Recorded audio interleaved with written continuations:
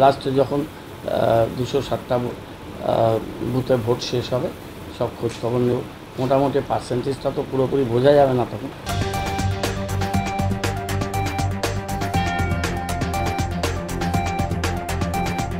ধূপগুড়ি বিধানসভার উপনির্বাচন চলছে আর সকাল থেকে ধূপগুড়ি বিধানসভার উপনির্বাচনের তদারকিতে ব্যস্ত শিলিগুড়ির মেয়র গৌতম দেব, রাজগঞ্জের বিধায়ক খগেশ্বর রায়, জেলা তৃণমূল নেতা দেবাশিস প্রামাণিক সহ অনেকে।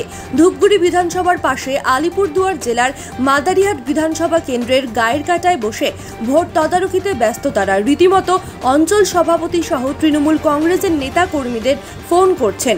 অভিযোগ আসলেই জেলা পুলিশ সুপার সহ নির্বাচন কমিশনের আধিকারিকদের ফোন করছেন গৌতম দেব। হ্যাঁ, আমি তো এখানে লাস্ট বেশ কতদিন ধরে আছি। কালকে রাতেও এখানে ছিলাম, 2-3 ঘন্টার জন্য শিলিগুড়িতে গেছিলাম, আমার একটা সরকারি জরুরি কাজ ছিল, ফিরে এসেছি।